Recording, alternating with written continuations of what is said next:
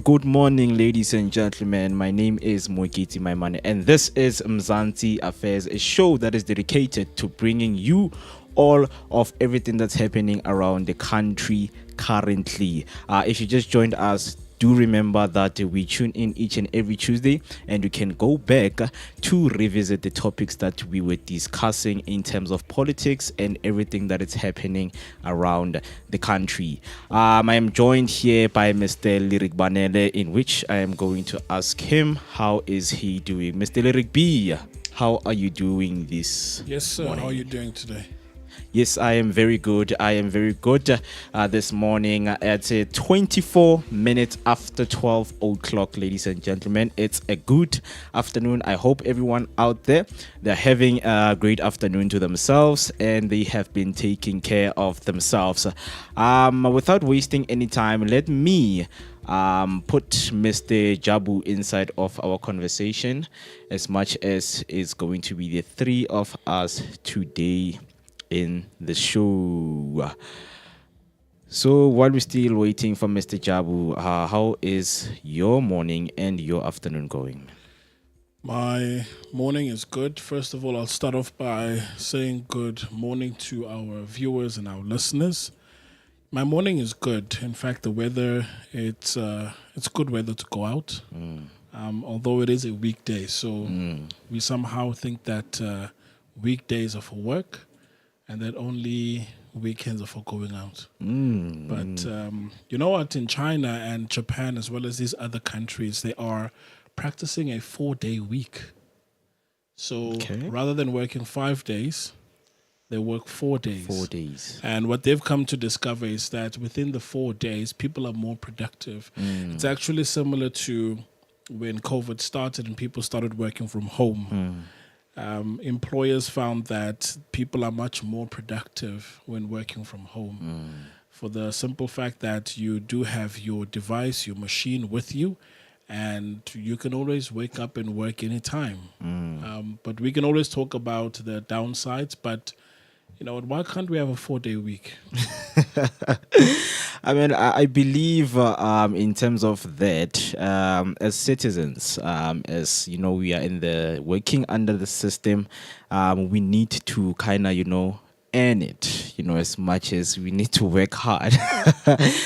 Talking about that, we have Mr. Jabu on the line. Mr. Jabu, good afternoon, sir. Good afternoon, Mo, and good afternoon, Banele. Good afternoon, sir. Yes, man. How's your afternoon, man? I think it's perfect. The weather is perfect in Pretoria. I can't complain much. I'm happy to be part of the show. Yeah, man. Talking about good weather, man. We also have, a good weather right here in Soweto. So, I believe everywhere in South Africa, but the weather, it's not the same around the country.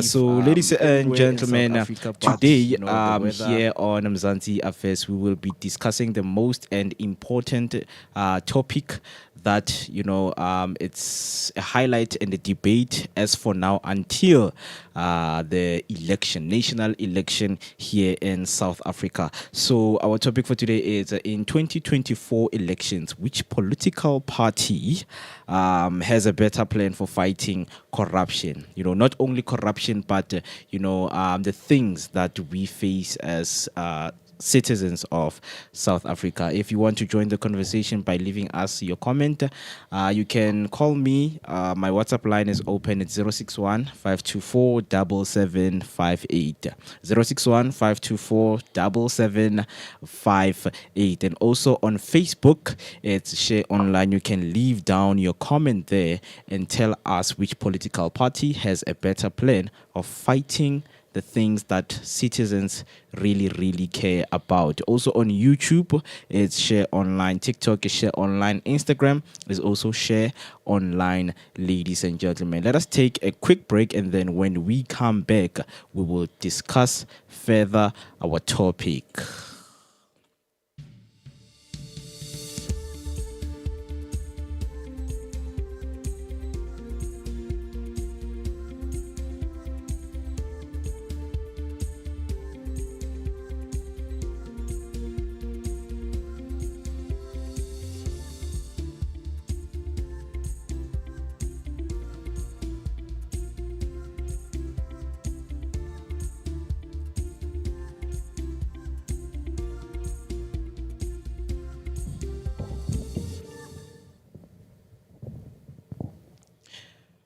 All right, ladies and gentlemen, as I promised you that we will get deep into the conversation. With me right here, I just have a simple, paragraph that I will read to the gentlemen here so that we can discuss further our topic for today. So they say next month, millions of registered South Africans will participate in the 2024 general elections, which some political pundits have called the most contested, while others have called the most important election since 1994. In February, Mr. President Cyril Ramaphosa announced that the 2024 general elections will be held on the May 29, paving the way for Electoral Commission of South Africa, the IEC, to pull out all the stops in the intensification of preparation for election day.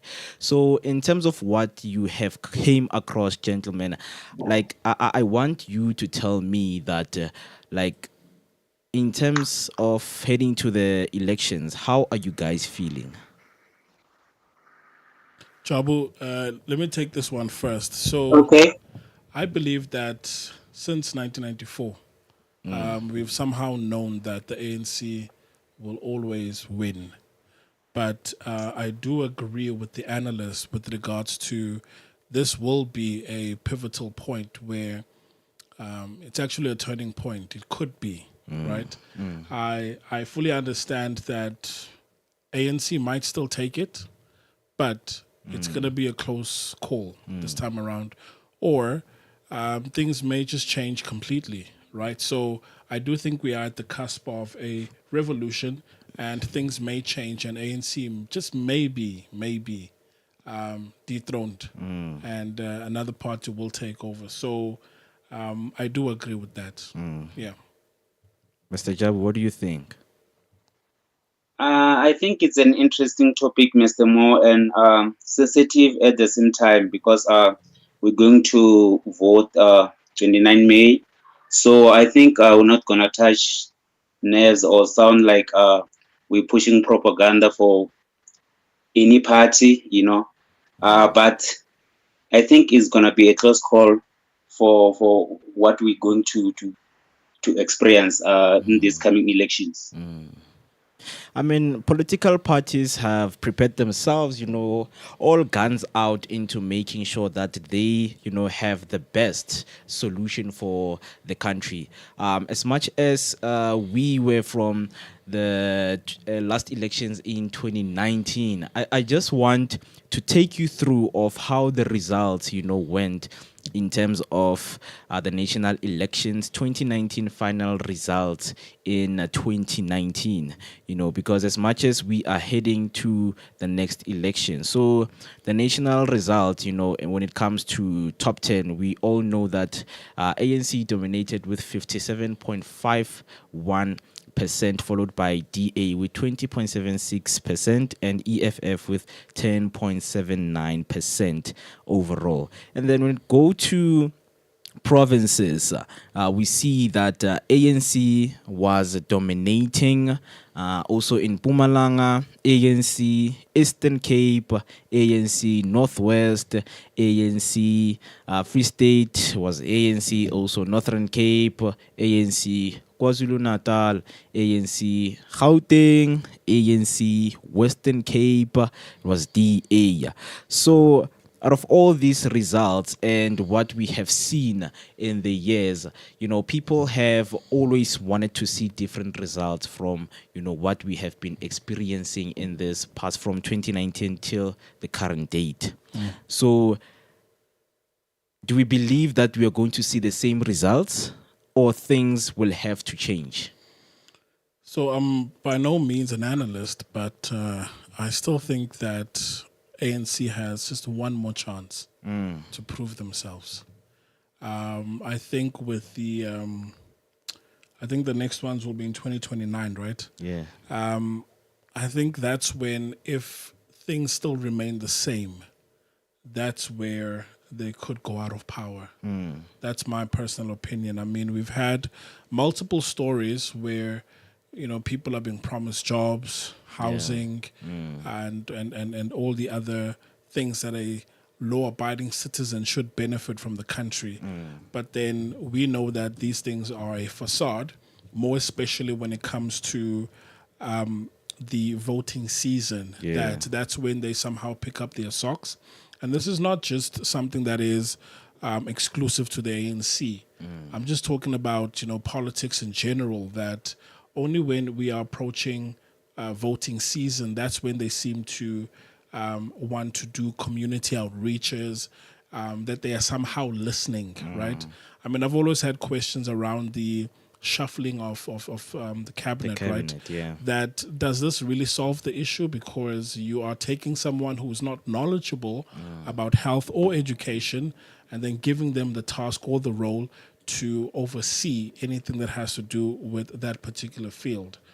But also to Jabu's point with regards to being sensitive around this, I mean, we do come from an era that we somehow feel like our freedom fighters are eligible, qualified, and in the correct standing to become political leaders.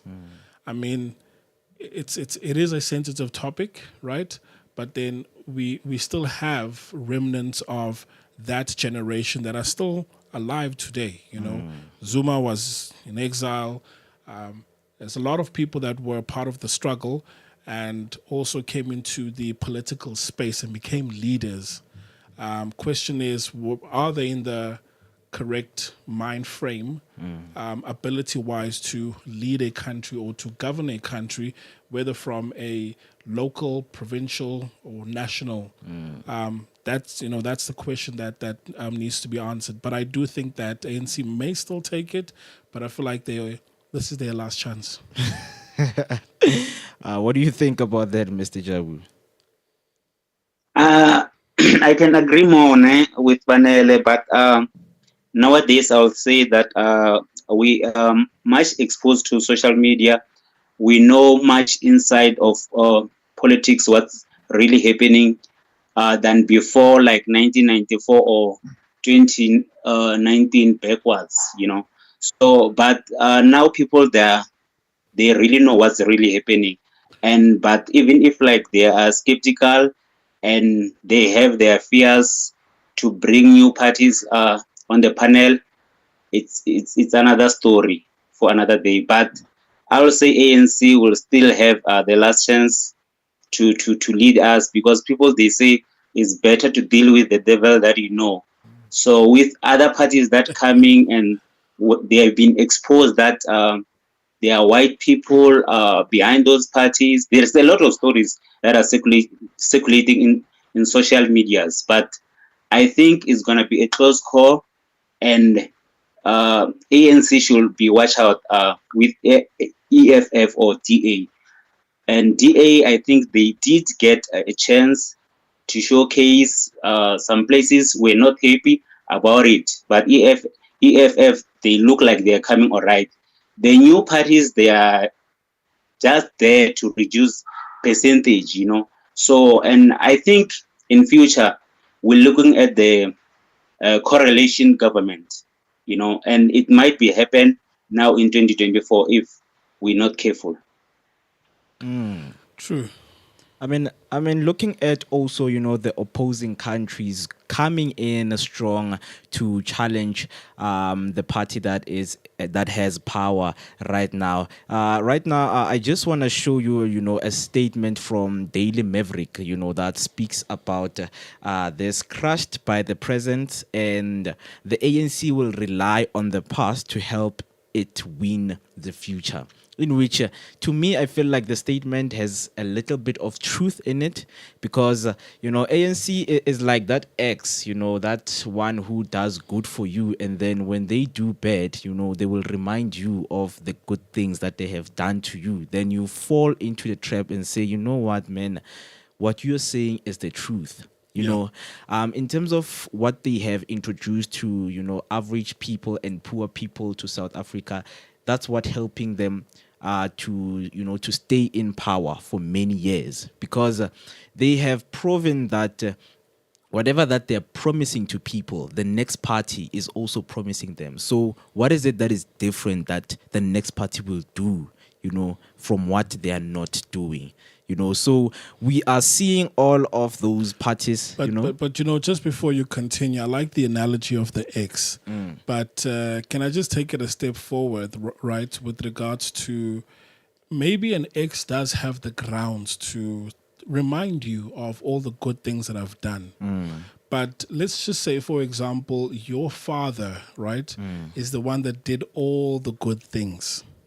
And then you come through and you promise the people based on the history that your father did. Yes. Just because you are in the same lineage, doesn't mean that you are the one that was impacting change in a positive way. So for the fact that you are using manipulation by talking about what your father did just to win the next elections, it's not a good thing. Your ex, at least, because they are the same, it's the same person that did the good and they followed through with the bad, right? It's the same person. But for you to ride the wagon that your father built, and then you use that as in fact, it's even an antic to say that, remember all the good things we did for you. No, it was your father. So 100% social media is there, but let's also make that distinction that you did not make the change. Because you've been in power for the past 4 or 5 years under your leadership. So don't tell me about what the other man did. Tell me about what you did. Yeah. I think, before I say, do you have anything to say, Mr. Jabu?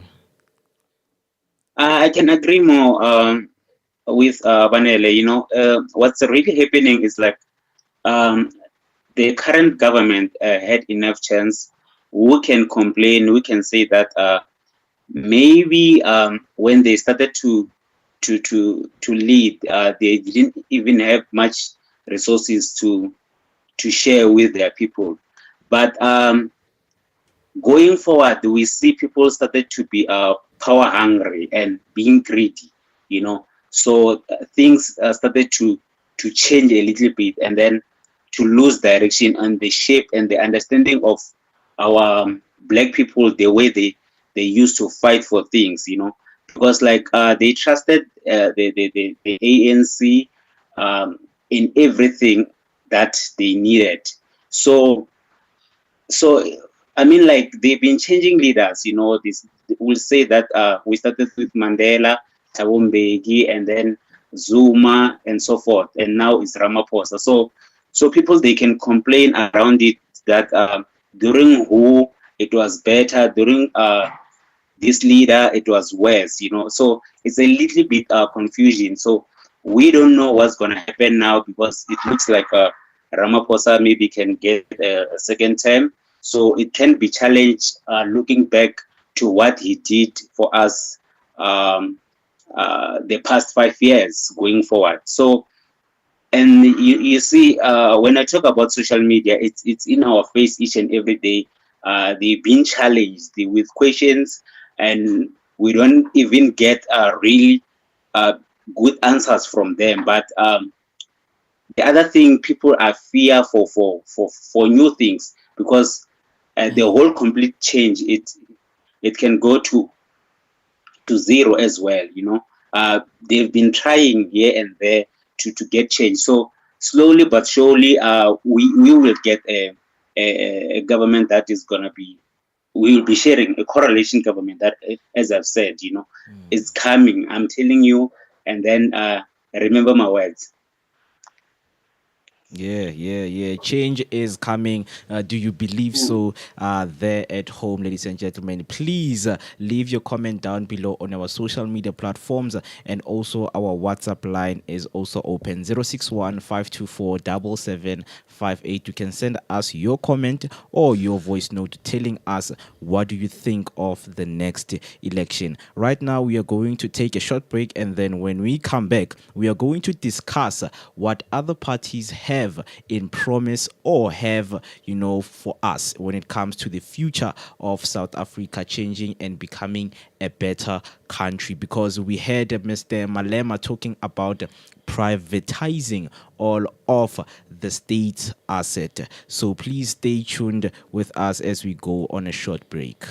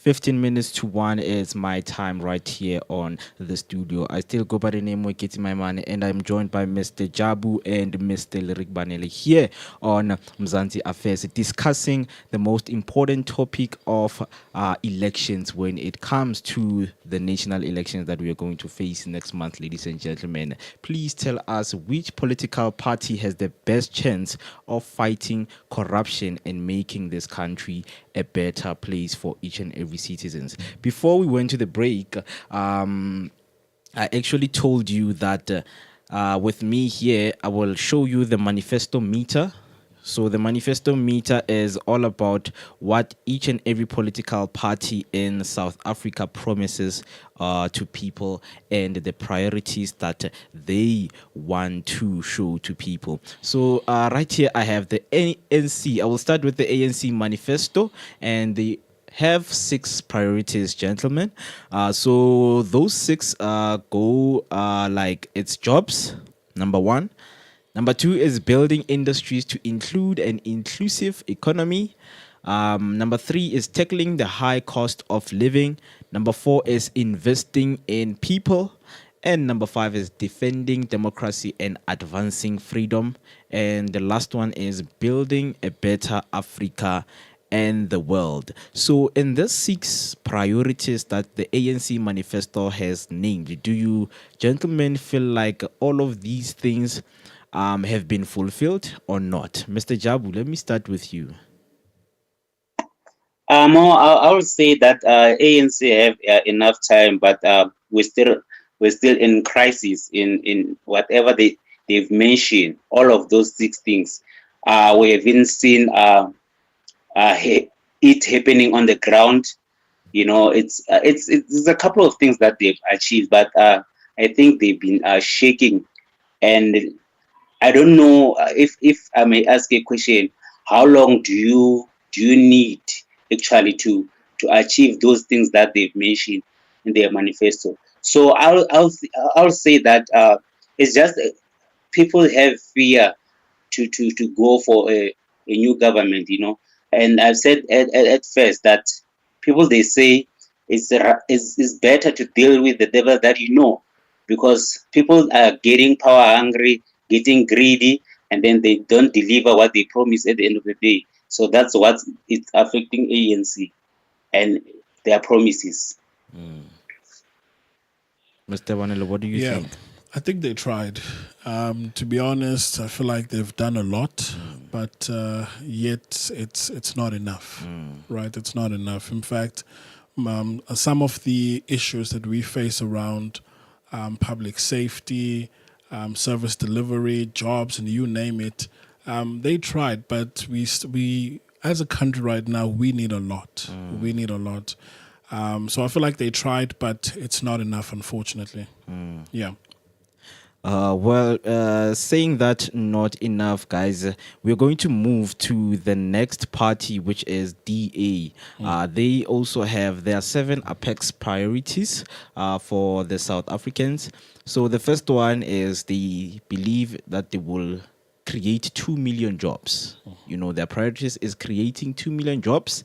And number 2 is ending load shedding and water shading. Number 3 is halving the rate of violent crime. Number 4 is abolishing cadre deployment in favor of merit-based appointments for a capable state. Number 5 is lifting 6 million people out of poverty. Number 6 is tripling the number of grade 4 pupils who can read for meaning. And ensuring, number 7 is ensuring quality health care for all. That is what DA is actually prioritizing when it comes to, you know, the Republic of South Africa.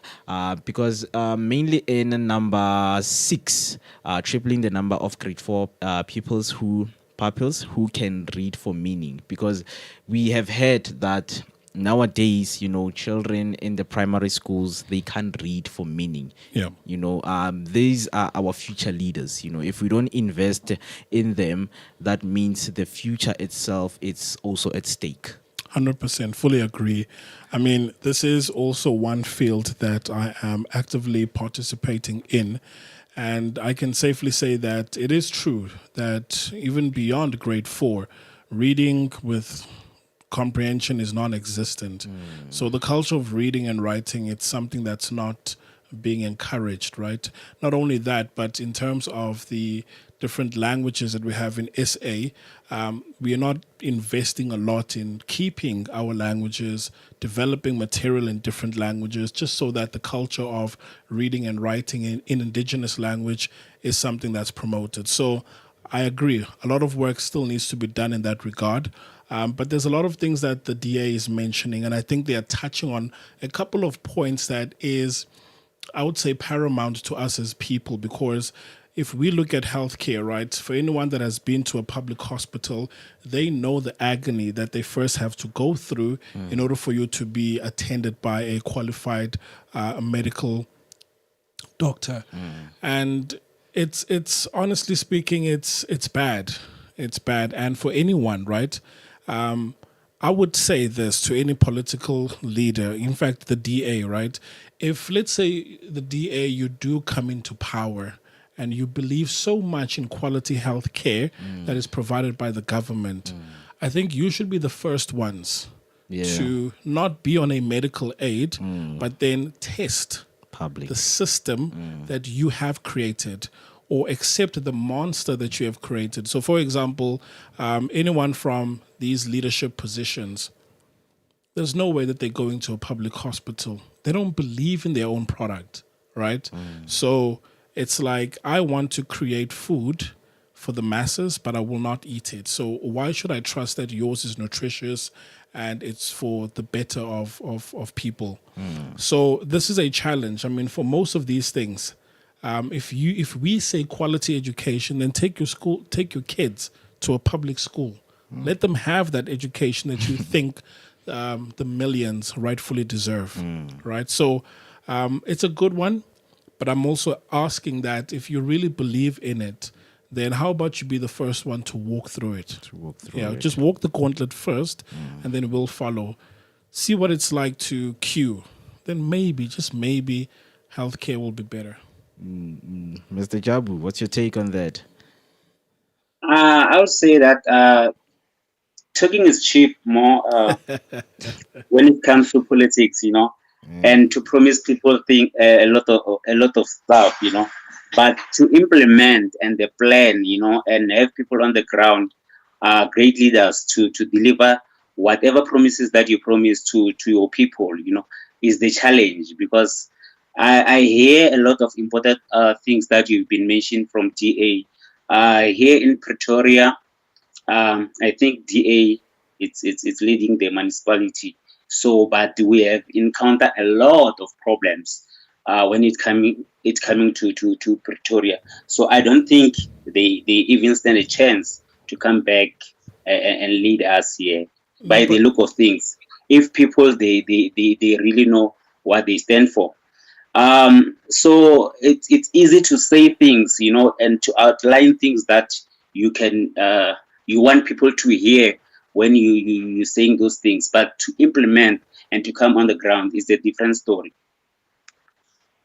Yeah, but you know what, Jabu, I don't think talking is cheap. I think talking works, because they're the ones that, when it comes down to the 29th, they will be voting for the one that sounds the best. I mean, we were having this conversation the other day about debating that you may have valid points, but because your manner of delivering that talk is not appealing to people, then essentially you would have lost the debate. So talking works. Let's agree that, by them promising good healthcare, jobs, because jobs is number one, right?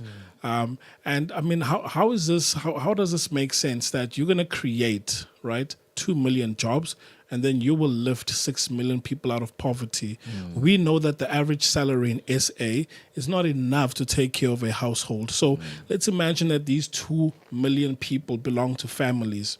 So if we are lifting 6 million people out of poverty by giving them jobs, we are essentially saying that the entire family will be lifted from poverty. But minimum wages, how can you uplift someone or uplift a family with just a minimum wage? We're still in poverty. So I say that talking is not cheap. It's everything for them. They know it. They know that when they promise it this way, or when they start building a few houses, and you can see that, okay, there's construction happening, but after the elections, you see those houses don't have roofs. They stop. So that's their way of talking. I don't think it's cheap. They know it. It works. Yeah. I mean, it has been working for, most time that they have been in power, because they kind of see that the demands that people want are those ones that they are not even on the paper. So we rather give people what's, not in the paper and continue to keep power. When you speak about health, because I remember last time the NHI bill was actually proposed, the National Health Insurance, whereby, each and every private hospital will be, taken under, state. That means everyone who is in, has access to private hospital, they can also have access to public hospital. It's like turning a private hospital or turning a public hospital into a private hospital. That means and making private more accessible to everyone.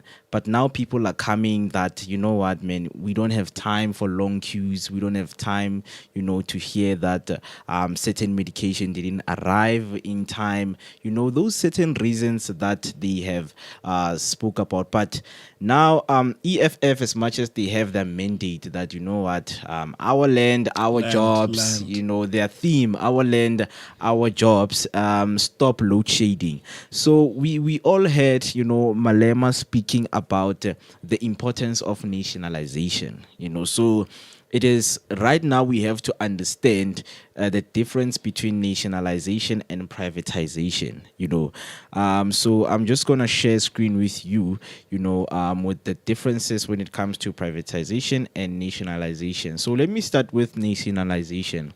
It involves the transfer of private sector assets into the public domain. It is typically done with the intention that the government will own and manage these assets for public good. Proponents of nationalization argue that it ensures control over essential services, allows for the redistribution of wealth, and can protect jobs and industries deemed vital for national interest. I mean, this topic, rose when load shedding things started to be worse, when they were like, what, we think ESCOM needs to be privatized, so that more money can be injected. And as much as it is suffering right now, it can help millions of South Africans, but not everyone, because when it's privatized, that means you will need to buy electricity. But Malema has something different. Before we get into that, let's go to privatization. It refers to the process of transferring ownership of a business, enterprises, agency, public services, or public property from a public sector government to the private sector, businesses that operate for a private profit. The main argument in favor of privatization include the increased efficiency, higher productivity, more competition, and reduced government expenditure. We all know that most of the things, they are going to become costly, for someone who, is under, and below the line of poverty. But in terms of nationalizing all the assets, like I just want to hear, what do you guys think? Because to me, I believe it's something that is positive for South Africans, as much as we have seen that if wealth is distributed amongst us, a way can be found. That you are responsible for how you spend, the wealth that is distributed across the country and across the citizens. So I just want to hear from you, gentlemen, like, what do you think when it comes to nationalization of assets? Jabu. Okay, Mo. I would say that Malema has been educating us in politics. A lot of stuff that we understand about politics, we get it from him. across social media and all platforms, and his manifestos, and he's trying all best cause to deliver these speeches and come back and talk to us and let us understand what's really happening about the things that he says. So when it comes to the things like nationalization of banks and everything, I don't think it's gonna be a problem. Whereas private sectors are in fear that it is gonna take something away from them, So they going to talk bad about it. But I think it's something that we're supposed to give it a chance and see that for us who don't afford, and see how it's gonna help us as they unleash to us. So going forward about that, I will say that it in the beginning is something that ANC and Mandela and whoever, when we talk about Freedom Charter, they were talking about this nationalization, which means it was important, but along the way it's been changed. So we don't know what really happened. So Malema is still coming with that mandate, and is really wanna push it. So to some people, it's a fear. It's something that we talk about. And the other thing, when it comes to EFF or Malema, when you're talking about nationalization and everything, people, they don't have a problem with that and all that, but they are finding a little hole, when you talk about opening borders, and you're talking about people from Africa and all that. So people, they are scared if, like, maybe people, they will come to South Africa, and then we're not gonna be able to share the little that we're sharing, or even now we still have problem. People, they are complaining about people from outside. So I think I don't know if people, they're gonna give him a chance so that we can see how nationalization can help us because of open borders. So it's a little bit 50-50. So, but we can see, or like, he's trying his all best to tell us what's happening around the politics of South Africa. Interesting. Yeah, so what do you think when it comes to that? I think for the good of the country, it's best that some of these state-owned enterprises, they never go to, or they never become privatized. Because if it's privatized, it means it's a business and someone owns it. So imagine if the lifeline of SA, which is electricity and water, if these things are privatized, then we will be at the mercy of other people, right? So if a certain individual or group of companies own ESCOM, it means that whenever they want to disrupt or to change how things are run or governed in the country, they have that buying influence, that influence to change and influence things. So to a certain degree, some things yes, some not, right? But I do think that it does require a much more bigger and broader conversation as to the consequences of having things privatized. I mean, looking at what other political parties are trying to do, right? We see that with your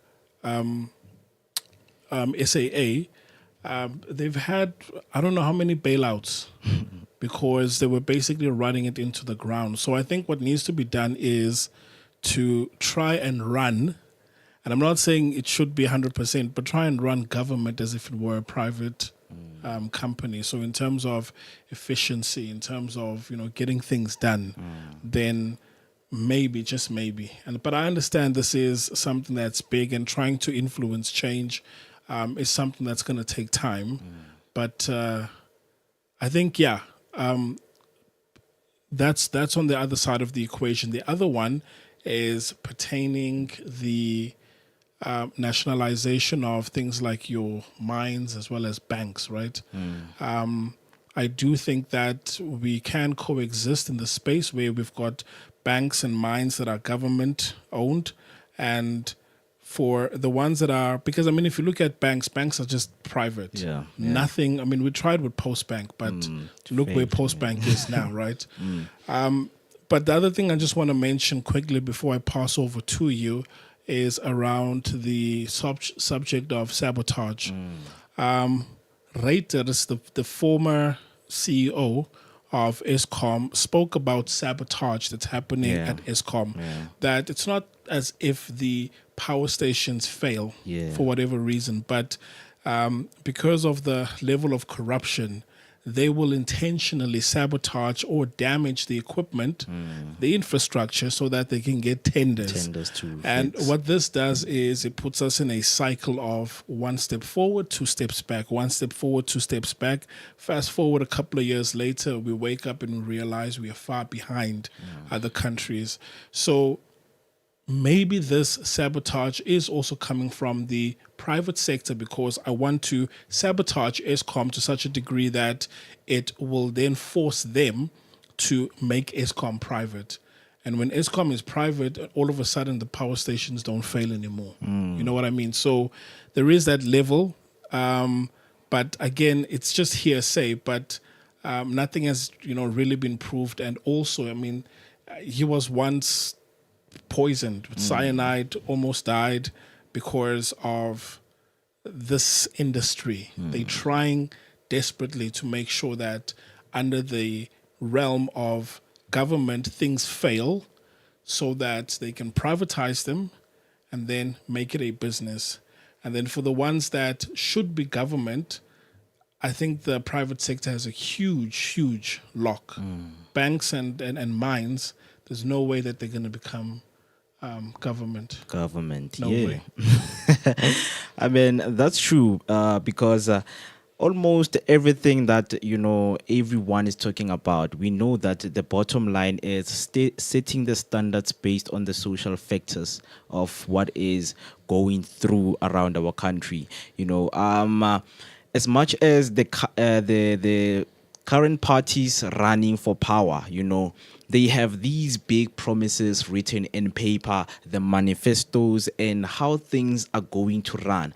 But now, let us get to, the ground in terms of what really thrives in people's demands, because when you get in townships, you see that the people, like, they don't really care what's happening with the banks. They just want to be taken care of, that little that they can get from government. As we know that the current party has introduced what we call SASSA, the grants, to take care of people. So it means if this party loses this whole system, maybe the other party will scrap it or will continue with it. So now we see that the reason that people do not really engage in elections is because, a lot of information, it is not given to them so that they understand what is it that I'm really voting for. Am I really voting so that I can get money, or I am voting for you to benefit? So that's what I want to understand. That I want to ask you guys, when you on the ground and looking, at a citizen, what is it that citizens of where you are from right now, really need in terms of making sure that they're well taken care of? I think I will start with you, Mr. Jabu, when it comes to this question. I would say more politics is a dirty game, but our people on the ground are demanding simple things, when we can deal with issue of employment, and we make sure that each and every household, there is few people that are working. It's something that can help a lot, We don't want to demand much things or free stuff, as in like SASA and all that. I know people, they've been threatened, more especially in rural areas, that if you don't vote for a certain party, this grant will go and everything. I think like government, people must understand that government will still be the same. It will be just change of administration and how things will be done. But we mustn't put our people on the corner, about certain things that we know that it can easily continue, because it's our tax money at the end of the day. Give our people jobs so that they can provide for their family. We're fighting for small things, and load shedding. There's a lot of sabotage and misunderstanding about private companies, and one of the big people that are in politics, they're benefiting a lot with whatever that they're doing, and it's affecting our people on the ground. So that's why I'm saying it's a dirty game. So, but there are a number of things that are outlined with other parties, because they're exposing these things each and every day. Even if, like I'm saying, that our people still have fear and misunderstanding what's going to happen if we vote new party in power. You understand? So I would say that if, like, we can understand that we need to vote and balance our government, so that the opposition and the party that are leading come closer 50 to 50 or 40-50. It will make sense at the end of the day, because the other party will always remind the one that are leading that we have promised people this, so we need to deliver, rather than owning like having a large percentage, and then you do as you please, because there is no one that can oppose you in a parliament or any in any issues that we have on the ground. So it's all about trying to go out there and vote with understanding. I will say basic things is all what our people need. They are not demanding much. Okay. Yeah. We are simple people. No, we're not simple people, but we are simple in our ways. Yeah. All right, gentlemen.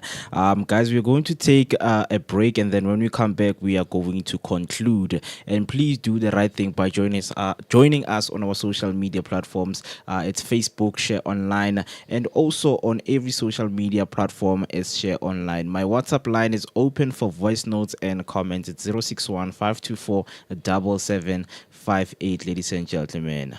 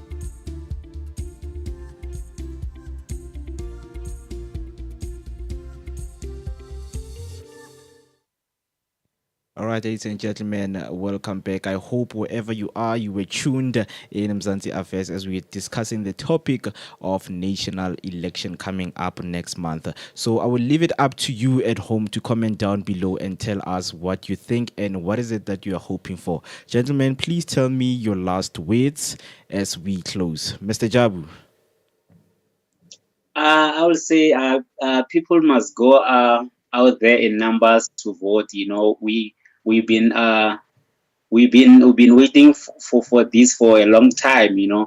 So I won't say that it's time for change, but it's time to vote with understanding. And we must vote people that we trust. We must put people that we trust in power. Let's deploy good soldiers that gonna come back to us and give us whatever that we asked for. So let's not be emotional about everything that is happening, and then let's trust our instincts and make sure that whatever that we want, we deploy good soldiers for us, because talking is cheap, as I've said, but it's not cheap, because some people want to hear something. from our leaders, and they come and convince us otherwise, and then at the end of the day they don't come back. So let's vote people that gonna come back, or we can hold them accountable with our vote, and we make sure that we change South Africa to a better place. Thanks, Jabu. So my parting words is that people should go out in numbers and educate themselves with what is public knowledge as well as what would be considered not public knowledge, because I would say go out and vote. That's the right thing to do. But I would say, in terms of ammunition, make sure that you are putting yourself in a position where you understand the law and you use it towards your benefit. So, despite whatever party wins, but you are still in a position where you can exercise your rights as a human being. So, go out, educate yourself. And if you want to vote and you believe in a particular party, 100% go and do that. But first, start by, rather than investing in someone, start by investing in yourself. Thanks. That's very good. Wise words from the two gentlemen, ladies and gentlemen. Do make sure to catch us same time next week right here. Mr. Jabu, thank you so much for being with us. We hope to also have you next week. Thank you for having me, Mo, and then thank you for the viewers and the listeners. I hope they will do the right thing. We'll be together next week again. Thank you very much. Thank you so much, gentlemen. And to the viewers at home, have a great afternoon.